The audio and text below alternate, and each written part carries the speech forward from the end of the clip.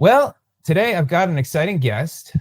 I am sitting down here and talking with Eric Olson, the inventor of the Whirly Board. And I had seen the Whirly Board a while ago, and I started looking at balancing type products. And in my hand, I actually have the board, and I was excited to meet with Eric and talk about the company, introduce you to the company if you're not familiar. So Eric, welcome. Thanks for joining me. Yeah, thanks for having me, Sid. I appreciate it. Thanks for being interested. Absolutely. It's been just a blast. I stand at my standing desk every day, and I was really looking for something more fun. And since I've been using it, it's definitely makes it a better experience, more fun, and it puts life in perspective how unbalanced I am. So you make a great product, and see all the boards there behind you with all the colorful options there. But why don't you talk about your company, how you got started, and where your company is today? Yeah, so I started about 10 years ago. Very slow start at first. I was working in the insurance business for 10 years, and it was never what I wanted to do. It's just kind of where life steered me. And I knew the whole time that when I asked myself, what do I really want to do? I knew I was just wanting to make things and invent things. And that was just what I love to do. And I've always had ideas of stuff over the years, and nothing ever really, it's easier said than done. It's easy to think you want to invent something, but then when it really comes down to it, there's a lot of logistics. But this thing was like, hey, I can just make these in my garage and just see how it goes, So I cut pool balls in half and cut bowling balls in half. Actually, I have the first one right here. This one, I made this. Oh, wow. A Dremel tool and hand saw is how I cut the bowling ball, actually. And so what I was going for, I always had a balance board. I had like an Indo board, and my friends had bongo board, and I'd seen a lot of different of the roller concept, but I really didn't feel like the roller concept did what I wanted it to do. I didn't feel like it applied to snowboarding. Snowboarding and wakeboarding were my passions.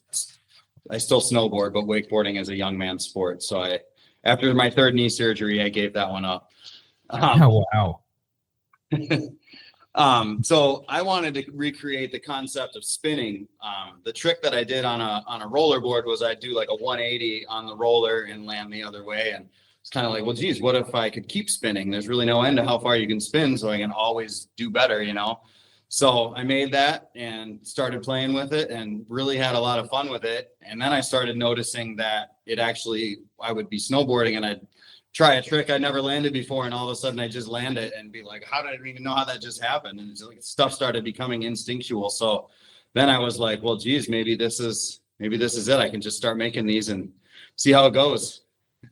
How cool. Now, how big is the company now? How many people are on your team?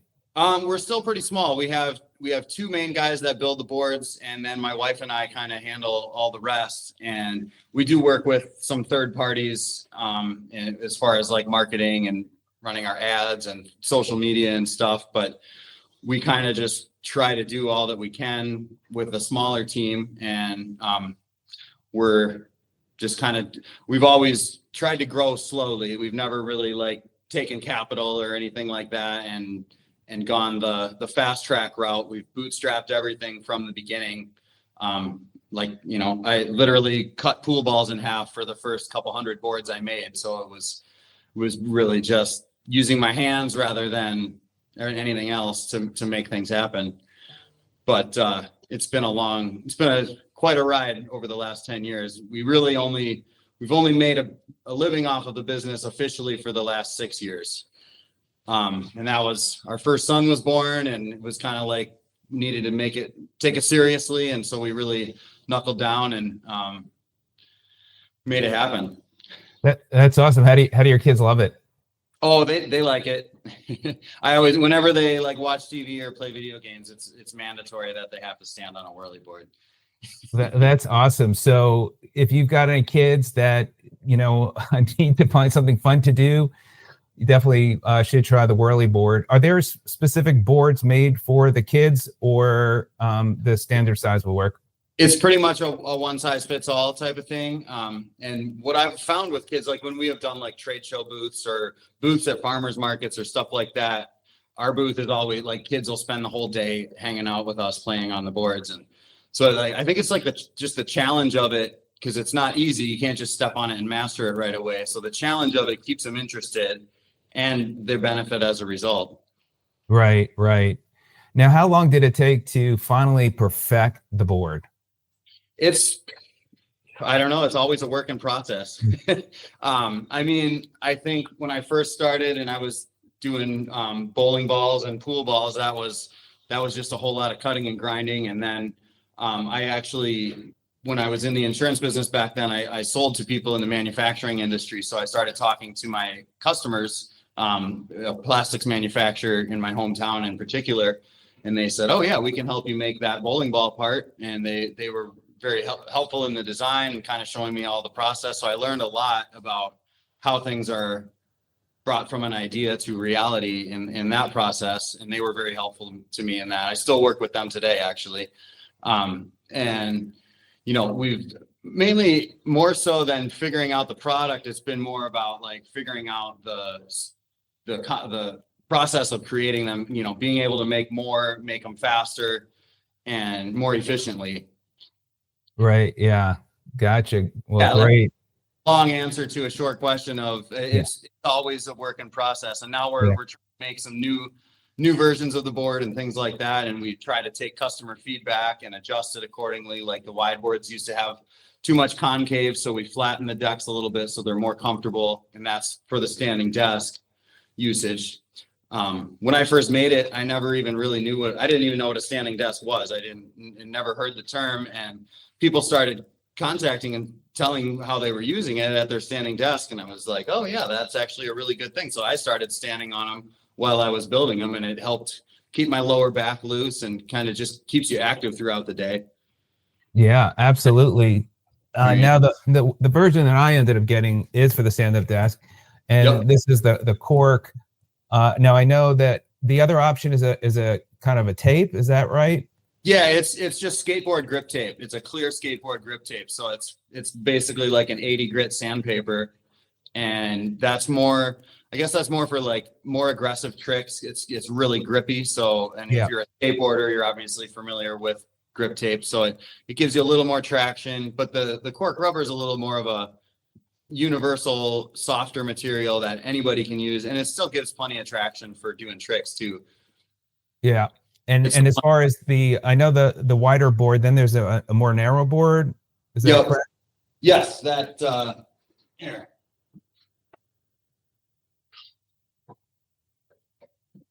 Yeah, these are my fish. Really like nice. Yeah, these are the two side by side. Let me back up a little bit here.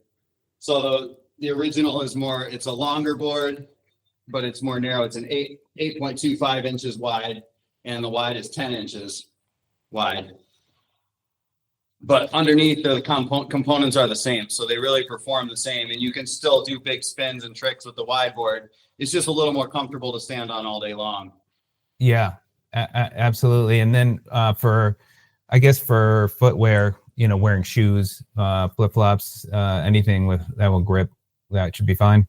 Yeah, I mean, a lot of people use them barefoot. People use them in socks. You kind of go back and forth. I wouldn't recommend socks on the grip tape just because it'll probably tear up your socks a little bit. Yeah. But I prefer to wear shoes just because when I use it, I usually like to throw some spins and some tricks and stuff. So, but when I'm at my desk, I guess either or, I usually just kind of stand on it, and doesn't really matter what you have on your feet. I use it with my shoes, and it works great. So I'm learning right now just the basics of using it and twisting and turning on my desk. I know that there's videos seeing people are using it so many different ways. Maybe you could share a little bit about different ways that you found people using it for other forms of workout as well. Yeah, definitely. I mean, we have a workout video on our YouTube channel that I'm sure you've seen, but that was kind of like, I'm not a fitness person necessarily. I like to do sports and stuff for exercise, and which is kind of catching up with me, and as I get older, I'm finding the need for it a little more. But yeah, so there's a lot of different exercises there. What I personally do is, like, while I'm at my desk, I do the calf stretch. So you just kind of put your feet on it and tilt your foot down. I can kind of show you here. Yeah, it feels good when you do that. Let me see. I don't know if you can see. Oh yeah, there you go. There you go. That's good. There. So yeah, if you just basically tilt your heel down to the floor and stretch it as much as feels comfortable. This is that knee that I've had 2 ACL reconstructions on, so it feels good to do that. I get a little tension right here, and it stretches that out. The other thing, I mean, I just like, if I'm standing at my desk, I just kind of do stuff like this to keep moving, or you can just take a break and throw a 3.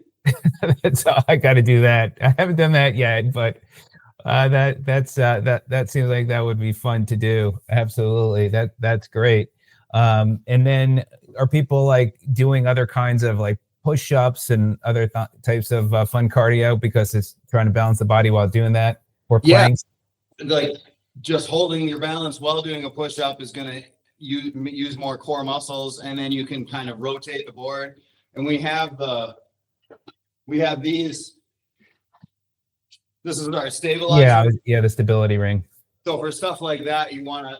It's helpful to put it in that, because then it doesn't slide around, but it still does spin, and it still has that component of balance to it too. It doesn't hold it totally steady, just a little bit of pressure. And I know you also have the mat, which I have a mat and also carpet, and that's to protect the floor. Is that the suggestion for that?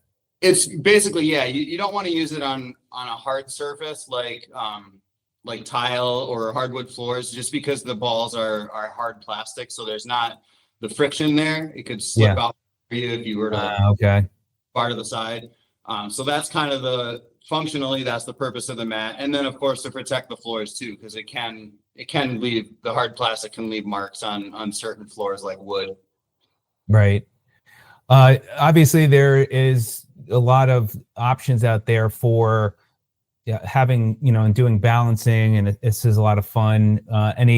When people are looking at it, the benefits of the Whirly Board versus other types of balancing products, anything you could share when people are like, I don't know which one, to go with, but. Yeah, what I think is the benefit of the Whirly Board is first of all, the 3-dimensional motion. So you're not just rocking back and forth or, rolling back and forth. You're replicating 3-dimensional motion, which is real life. That's balance. It's 3-dimensional. You're going all directions. So there's that aspect. And then the aspect of the 3 balls is really what I think is what sets it apart, because you can use all 3 of them. You can like walk the board around. I'll go back over here and demonstrate for a second here. But yeah, so you can just doing stuff like this. That's more than just balance. That's going to train your agility too.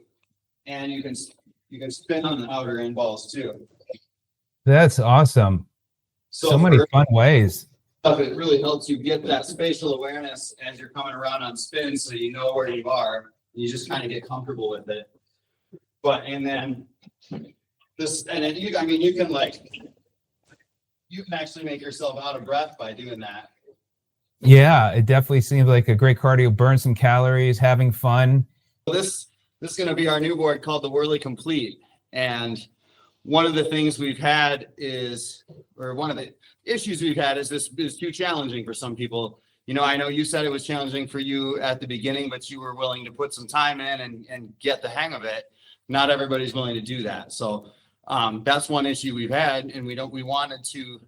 And the other thing is, like I said, when we're at booths and stuff, the kids are having fun, but the parents are like, oh, I can't step on that. I'll break my ankle, and it's like, I don't like hearing people not have confidence in themselves. So I wanted to upgrade it to be able to have like a progression stepping stone type system. So this difficult ball can come right off. Oh, wow. Okay. It attaches with magnets. So you can put it on and off really easily. And how cool. underneath, is an easier version. Oh, neat. No, I like that idea. Yeah. And what is that material? So, and that's the other thing. So this is actually a softer rubber. So this works on any floor. It's about, I don't know if you're familiar with hardnesses, but there's a shore, it's called the Shore scale. It's 90A, or actually this is 85A hardness. So if you picture like a soft skateboard wheel. Okay. It's hard, it's rigid to the touch, but it's soft. You know, it's not, I think if you can hear that. And then these are slightly harder. These are 90A. So you can use this on, I mean, concrete would probably tear it up, but you could use it on smooth concrete, hardwood floor, tile floor, or carpet. It's hard enough that it still doesn't get too much friction on the carpet. So then so this is the easy version, or you can take it all the way off. And I actually like to just use the board like this. So it's basic, you just back and forth, or you can actually balance on the end balls and like walk it around the room like that. So that's a fun way to use it. What's the time frame for that to come out? This is going to be soon. We've got basically, we're just working on the final details, like the graphics. The graphics for the bottom, we have a new graphic that's coming for that. And that's actually been the hang up. We've got everything ready to go. So we do have these available, but they're not available for sale yet to the general public. Insider like you though, I could probably set something up. Awesome. It's always good to have a connection. That's great. Well, that's awesome. I was going to ask you what's coming next. And so it seems like you've got something great to come, that's coming along, and it's a great product. I'm just having a blast. And if you want to take your stand-up desk to the next level, there are other standing products that I was considering getting. But then when I saw this, it just made most sense for me. And so if you work from home, definitely check it out. And Eric, it's awesome. And congrats to your success, and look forward to seeing future new models that come out. Hey, thanks a lot. Yeah, thank you. There's actually a couple more components to this. I'll show you real quick. Okay, great. So we've got an inflatable cushion. So when you have this plane deck, you can just set it on the inflatable cushion, and then you can adjust your difficulty based on the hardness of the cushion. Or you can stick a roller under it. So even though I kind of created the Whirly Board to get away from the roller concept, it's a proven concept. It is fun and people like them. So we went ahead and just incorporated it all into one board. That's awesome. Great idea. Yeah, I started seeing some other videos on that concept, but I'll stick with the ball for now. And the roller park in my car. And that's more for like, it was definitely the most challenging. What I never liked about the roller too is it can shoot out from under you. And so that's why these stoppers are nice on the ends, because then if you do go too far, it'll stop. Yeah. Well, great. Well, Eric, thank you so much for joining me today. And if you have any questions, leave those in the video below. I'll get back with Eric. We'll answer those to you, and have some fun getting yourself balanced. All right. Thanks a lot, Sid. Thank you.